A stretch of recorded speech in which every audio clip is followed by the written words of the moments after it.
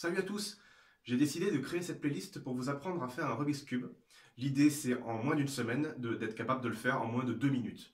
Ça paraît être un beau challenge, c'est pas si compliqué que ça. La méthode, c'est la plus facile qui existe. Je vais vous expliquer étape par étape comment ça fonctionne, avec vraiment tous les détails et vous aurez ce qu'il faut. L'idée, c'est de se mettre peut-être se pencher dessus une demi-heure, 1 heure par jour pendant moins d'une semaine. Au bout du 7e jour, c'est bon, c'est réglé pour vous. Donc bon courage, soyez attentifs, écoutez bien, je vais essayer de faire au maximum pour que vous puissiez bien suivre, et c'est parti. Alors pour la petite histoire, le Rubik's Cube a été créé par Monsieur Rubik, donc c'est le Rubik's Cube, c'est la version anglophone. En français, normalement on devrait dire le cube Rubik. Il existe plein de versions. À la base, c'est un designer qui a créé ça pour ses élèves, pour leur montrer le fonctionnement d'un objet en 3D. Et un de ses amis, plus tard, dans les années 80, lui a dit: mais pourquoi tu le vends pas ce truc-là? Tu mets des couleurs, tu fais le truc et tout. Et là, ça a eu un gros succès. Il s'en est vendu en moins de 2 ans. Il s'en a vendu 1 million dans les années 80. Ça a eu un gros succès. Et aujourd'hui, maintenant, il y en a plein qui se remettent un petit peu dessus. Et pendant longtemps, c'est resté dans les placards un peu aux oubliettes. Donc l'idée, c'est de pouvoir s'en servir et de pouvoir faire des trucs assez fun avec. Alors il existe tout un tas de Rubik's Cube, nous on va se concentrer sur le 3 par 3. C'est le plus classique, le plus commun, le plus répandu. Et ma foi, il n'est pas trop compliqué à faire, donc ça devrait le faire. Vous trouverez facilement ce genre d'accessoires chez Toys R Us ou tous les magasins, Carrefour, etc. Ça va coûter à peu près 15 euros. Sinon, sur Internet, il existe la marque Speed Cube. Les variétés Speed Cube, ce sont des cubes exprès pour aller rapidement, pour pouvoir les manipuler facilement. Plus c'est facile à manipuler, plus vos mouvements seront fluides et vous gagnerez du temps plus tard. Alors comment ça fonctionne? En fait, c'est un cube. À l'intérieur, il y a comme une espèce de noyau avec des axes qui traversent. Donc les milieux sont fixés entre eux. C'est-à-dire que le orange sera toujours en face du rouge. Le jaune sera toujours en face du blanc. Et le bleu sera toujours en face du vert. Si vous n'avez pas cette configuration-là, c'est que vous avez acheté une contrefaçon. N'achetez pas votre cube sur Wish, par exemple.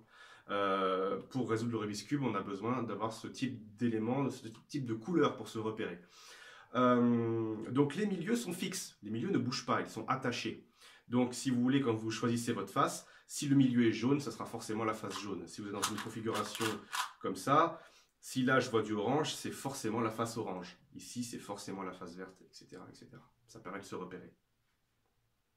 Alors tout au long des vidéos, on va parler d'algorithme. Un algorithme, c'est un enchaînement de mouvements qui va être bien précis pour pouvoir bouger des cases d'un endroit à un autre. Pour ça, on a besoin de connaître quelques points importants et je vais me mettre de l'autre côté de la caméra pour que vous puissiez voir. Voilà, quand je me mets comme ça, vous êtes à ma place et quand on regarde le cube, on voit par exemple ici, alors je vais faire la mise au point peut-être, voilà, impeccable. Ici, on a un cube, on appellera O, et donc on mettra la lettre H, la partie du haut. Là, le O tourne dans le sens des aiguilles d'une montre, on mettra H.